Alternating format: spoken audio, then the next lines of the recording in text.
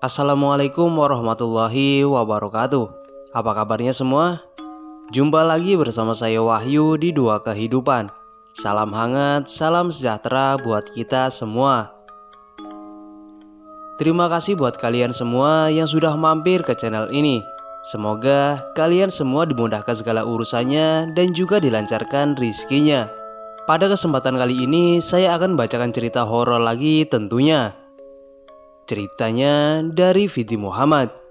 Tapi sebelum masuk ke ceritanya, jangan lupa subscribe dan juga aktifkan loncengnya agar kalian tidak ketinggalan updatean video terbaru dari kami.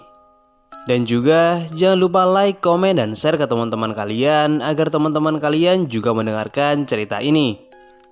Bagi teman-teman yang punya kisah horor, kalian juga bisa kirim cerita ke akun Instagram Dua Kehidupan ya. Tanpa banyak basa-basi lagi, kita langsung saja masuk ke ceritanya. Berawal dari sebuah rencana untuk piknik ke Gunung Bromo. Udah pada tahu Gunung Bromo kan? Waktu itu mereka ada 6 orang. Ada Ipul, Rizky, Puput, Mustafa, Agung, dan Tommy. Mereka berenam tinggal di satu kampung dan biasa kumpul bareng di warung kopi. Berhubung 2 minggu ke depan ada libur hari raya, Ipul mempunyai agenda untuk pergi piknik ke Gunung Bromo. Ya, untuk mengisi waktu liburan lah.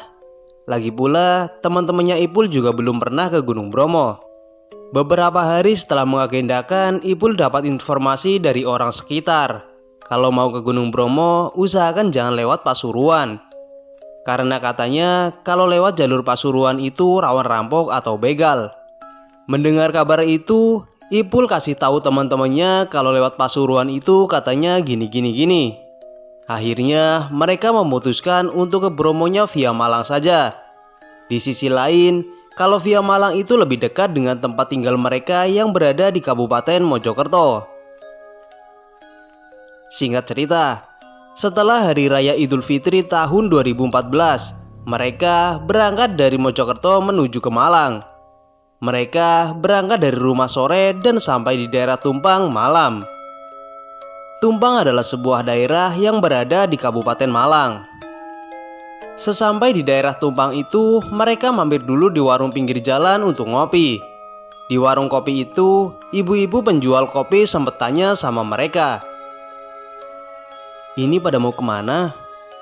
"Mau ke Bromo, Bu. Malam-malam gini?" "Iya, Bu. Memangnya kenapa kalau malam?" "Ya nggak apa-apa sih. Kalau mau ke Bromo malam mending lewat Purbolinggo aja. Lebih ramai jalannya. Kalau lewat sini mendingan siang."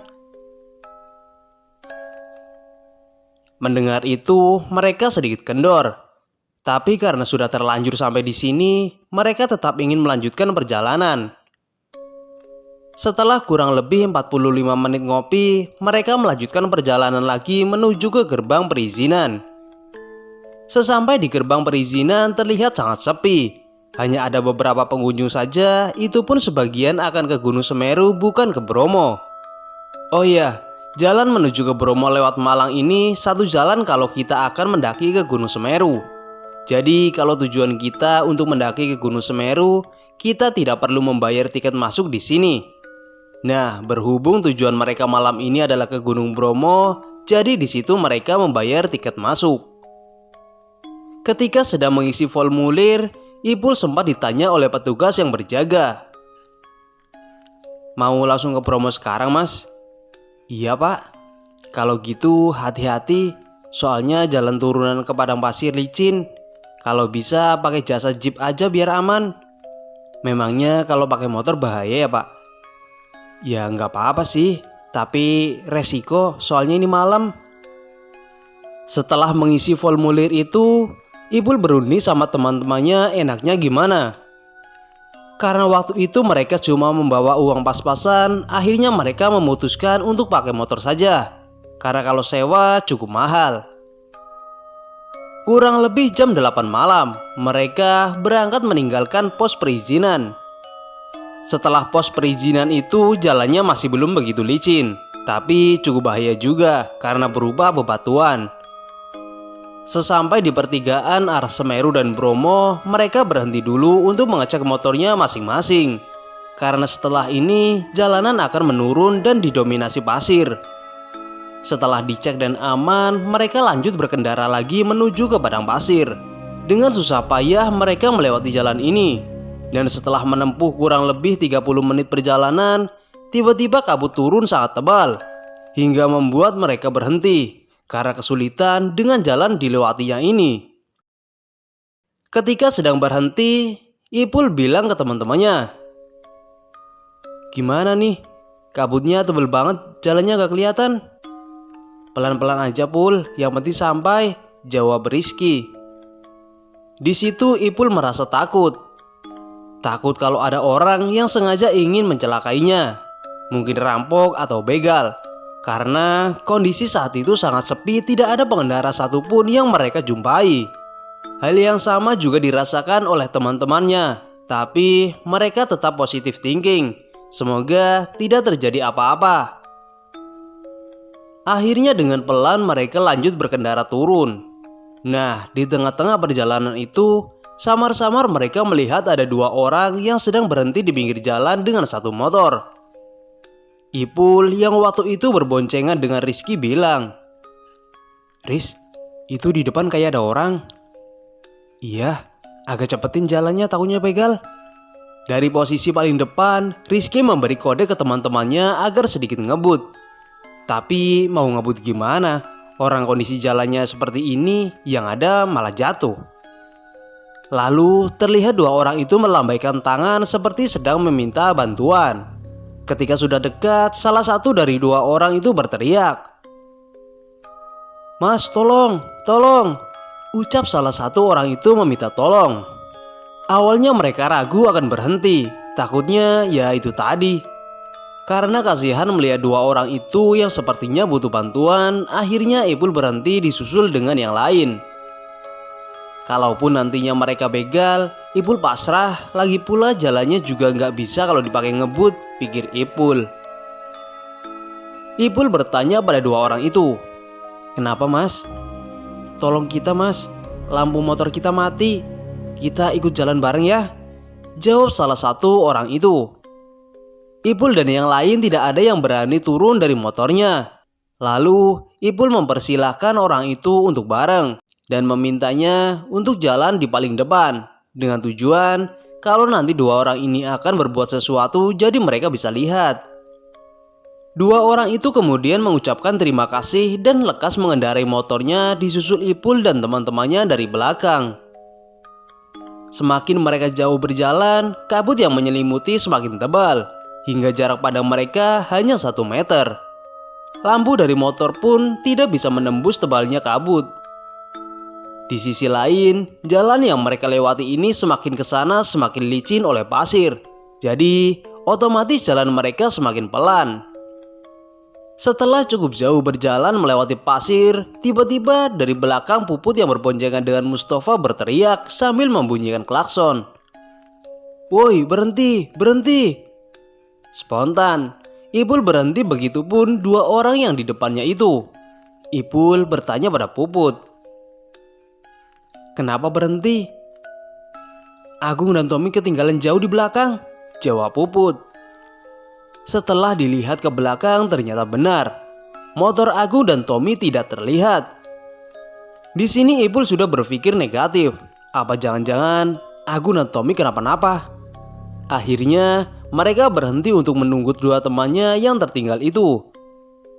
Ketika sedang berhenti, Ipul bertanya kepada Puput, "Sejak kapan mereka nggak kelihatan?" "Nggak tahu, perasaan tiba-tiba udah nggak kelihatan." Mereka memutuskan untuk menunggu Agung dan Tommy dulu sambil ngobrol dengan dua orang yang ikut bareng tadi. "Sampean dari mana mas?" tanya Ipul. "Kita dari Malang mas. Untung aja ketemu kalian. Kalau nggak tahu lagi kita." Setelah cukup banyak ngobrol dengan dua orang itu, mereka sedikit lega karena sepertinya mereka tidak ada niatan jelek, tapi mereka menemukan masalah baru. Sudah hampir 15 menit mereka menunggu, Agung dan Tommy tidak juga terlihat. Di sini mereka panik, takutnya Agung dan Tommy nyasar atau yang lain. "Ini gimana? Agung dan Tommy kok nggak juga kelihatan? Ucap Ipul dengan panik. Nggak tahu Pul, mungkin motornya mogok, jawab Puput. Kemudian dua orang asal Malang itu menyarankan, kita putar balik aja dulu mas, siapa tahu temannya beneran mogok. Akhirnya mereka memutuskan untuk putar balik menyusul Agung dan Tommy. Nah, baru beberapa meter mereka putar balik, kelihatan tuh motor Agung dan Tommy. Mereka semua berhenti dan Ipul tanya kepada Agung, kok lama Gung? Habis ngapain? Dengan wajah panik, Agung menjawab, aku habis nabrak orang tadi Pul. Hah? Terus orangnya gimana? Nah itu dia, habis ketabrak orangnya langsung lari dan gak kenapa-napa, malah kita yang jatuh dari motor, jawab Agung. Akhirnya ya udahlah, yang penting mereka dan orang yang ditabrak itu gak apa-apa. Kemudian Ipul putar balik lagi untuk lanjut berjalan. Kalian tahu nggak? Kalau orang yang ditabrak Agung tadi itu mungkin bukan manusia.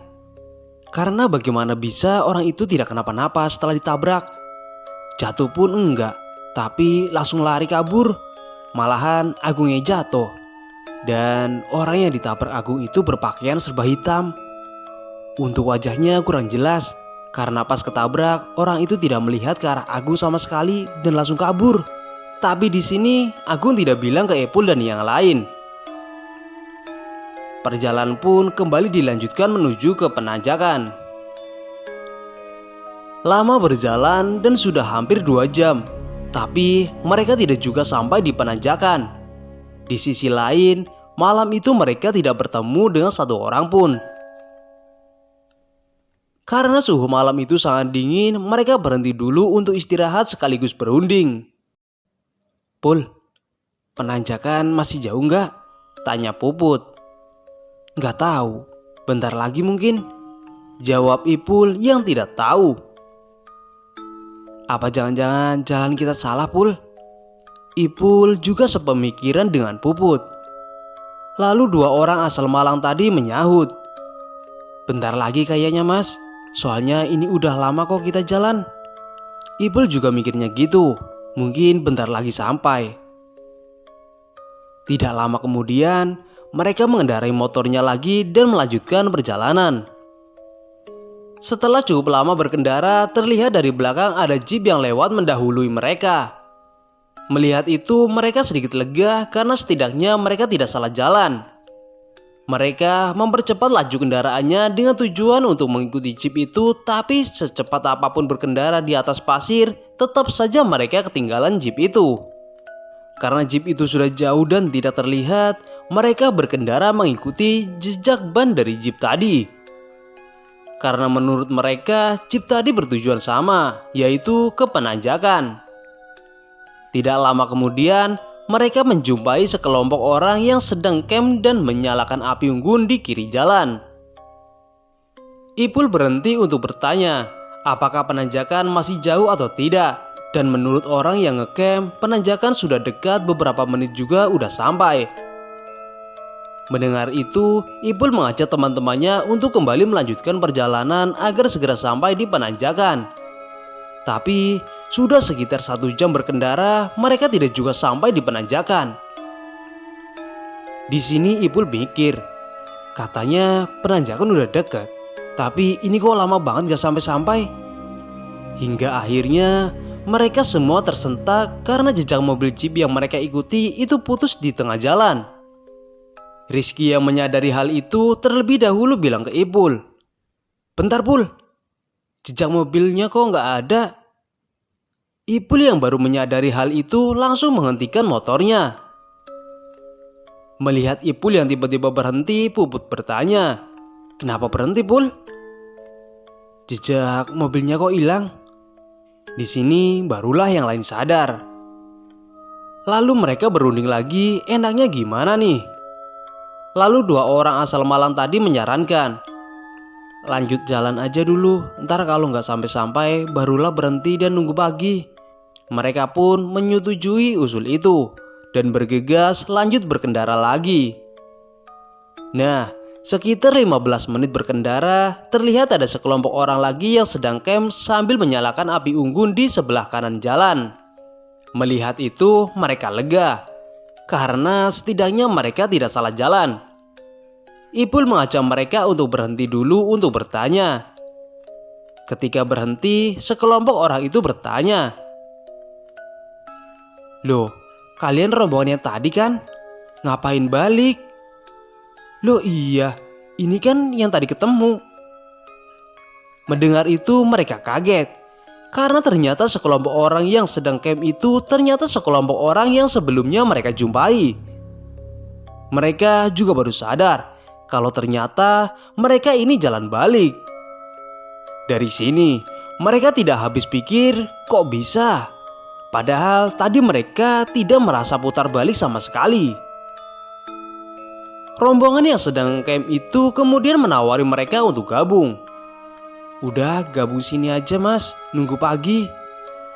Karena sudah capek dan tidak kunjung sampai di penanjakan, akhirnya Ipul berinisiatif untuk ikut gabung bersama kelompok itu. Meskipun sebenarnya dia pengen banget ke penanjakan untuk melihat sunrise pagi. Sebelum mereka turun dari motor, dari depan terlihat ada 2 mobil jeep yang lewat. Lalu mereka yang sedang camp bilang, "Nah itu mas, kalau mau ke penanjakan ikuti mobil jeep. Udah deket kok." Karena niat mereka adalah ke penanjakan, mereka mengurungkan niatnya untuk camp di situ dan lanjut berkendara mengikuti jejak mobil jeep tadi. Dan kejadian sama terulang lagi. Sudah hampir 1 jam mereka berkendara, mereka tidak kunjung sampai di penanjakan. Dan seringkali samar-samar Ipul melihat ada banyak orang yang berpakaian serba hitam sedang melintas di depannya. Melihat sekelebat orang-orang itu, Ipul mikir, apa karena ini yang membuat Agung tadi jatuh dari motor? Ipul yang merasa takut mengajak yang lain untuk berhenti dan nunggu pagi saja. Di sisi lain, malam itu mereka juga sudah capek dan kedinginan. Mereka memarkirkan motornya melingkar, kemudian di tengah-tengahnya digelar karpet untuk alas. Sambil menunggu pagi yang masih lama, mereka ngobrol-ngobrol membahas kejanggalan yang mereka rasakan selama perjalanan tadi. Lama mereka mengobrol, pagi pun tidak kunjung tiba. Rasanya malam ini panjang banget. Seringkali Ipul melihat jam yang masih menunjukkan jam 2 dini hari. Karena tidak tahan dengan suhu yang sangat dingin, mereka berencana untuk membuat api unggun, tapi tidak ada kayu sama sekali di sekitar situ. Jadi terpaksa mereka membakar barang yang ada di dalam tasnya yang sekiranya tidak penting. Ada kertas dibakar, ada plastik dibakar, sampai-sampai kaos gantinya Ipul pun dibakar karena saking dinginnya. Setelah sudah tidak ada lagi yang bisa dibakar, satu persatu dari mereka tidur kecuali Ipul. Dia hanya membaringkan badannya di atas karpet sambil merem dan tidak tidur. Selang beberapa menit kemudian, tiba-tiba dari kejauhan dia mendengar ada suara. Pertama diabaikan, karena dikiranya itu suara dari kawah Gunung Bromo. Tapi kok suara ini terus-terusan terdengar? Setelah didengarkan lebih jelas lagi, suara itu mirip tabuh gong yang dipukul beberapa kali. Karena penasaran, Ipul duduk dan melihat ke arah sumber suara itu. Dan terlihat dari kejauhan ada cahaya kuning yang jalan ke atas. Ini aneh, padahal waktu itu kondisinya sangat berkabut. Jarak pandang pun hanya 1 meter. Tapi kenapa ada cahaya kuning yang dari jauh itu bisa kelihatan? Dan itu cahaya apa? Awalnya Ipul mengira mungkin itu komet atau bintang jatuh. Tapi nggak mungkin, karena cahaya itu jalan memanjang dari bawah ke atas. Semakin ke atas, cahaya itu semakin meredup hingga akhirnya tidak terlihat lagi. Ipul segera merebahkan badannya lagi dan berusaha tidur hingga akhirnya dia bisa tidur hingga pagi. Pagi itu sekitar jam 9. Satu persatu dari mereka bangun dan kondisi pagi itu masih berkabut. Sampai-sampai sinar matahari pun tidak bisa menembus tebalnya kabut ini. Jadi meskipun sudah jam 9 pagi, tapi rasanya masih seperti jam 6 pagi. Setelah semuanya bangun, Ipul dibuat kaget. Karena dua orang asal Malang yang semalam bareng dengan mereka itu tiba-tiba tidak ada. Ipul bertanya pada teman-temannya, "Loh, dua orang yang sama kita semalam mana?" Tapi tidak ada satupun dari mereka yang tahu. Akhirnya ya sudahlah. Mereka mengira mungkin dua orang itu udah bangun duluan dan melanjutkan perjalanan. Perlahan kabut tebal itu perlahan menghilang, hingga akhirnya mereka bisa melihat keadaan sekitar. Dan ternyata lokasi tempat mereka tidur semalam itu tepat di bawah Gunung Batok, gunung yang bersebelahan dengan Gunung Bromo. Lokasi penanjakan pun juga ternyata sudah dekat, hanya berjarak kurang lebih 500 meter dari tempat mereka tidur itu. Dan yang lebih aneh lagi, lokasi tempat mereka tidur ini ternyata tidak jauh dari rombongan pendaki semalam yang mereka tanyai jalan. Jaraknya kurang lebih 100 meter. Mereka nggak habis pikir, kok bisa ya? Perasaan semalam mereka ini jalan hampir 1 jam setelah bertanya sama rombongan itu. Tapi kok sekarang jarak mereka sedekat ini? Tapi ya sudahlah, mereka tidak mau ambil pusing. Yang penting pagi itu mereka masih bareng-bareng. Pagi itu mereka putuskan untuk berfoto-foto dulu sambil menunggu kabut benar-benar hilang. Ketika hari sudah agak siang, mereka mengendarai motor lagi menuju ke kawah Gunung Bromo. Jadi niat mereka yang semalam pengen ke penanjakan untuk melihat sunrise itu batal. Karena mau gimana lagi, ini hari udah siang. Singkat cerita, setelah puas menikmati pemandangan kawah di puncak Bromo, mereka kembali turun ke parkiran. Di parkiran mereka minum-minum dulu di warung sambil berunding. Enaknya turun lewat mana? Setelah berunding, mereka sepakat untuk turun via Probolinggo aja. Di perjalanan dari Probolinggo menuju ke Mojokerto, mereka sempat mampir di warung dulu untuk ngopi. Nah, sambil ngopi itu, satu persatu mereka cerita tentang orang yang ditabrak Puput yang mungkin itu bukan manusia, tentang perjalanan yang gak sampai-sampai, tentang dua orang Malang yang sama mereka, dan tentang cahaya kuning yang dilihat Ipul ketika tidur di padang pasir malam itu. Semua kejadian yang mereka alami ini sudah di luar nalar. Dan dari kejadian ini mereka jadi tahu kalau mau ke Gunung Bromo malam lebih baik jangan via Malang, mending via Probolinggo karena itu lebih aman dan ramai. Oke teman-teman, cukup sekian cerita yang dapat saya bacakan. Dan mohon maaf jika ada kata-kata yang kurang berkenan di hati kalian. Sampai jumpa dan assalamualaikum warahmatullahi wabarakatuh.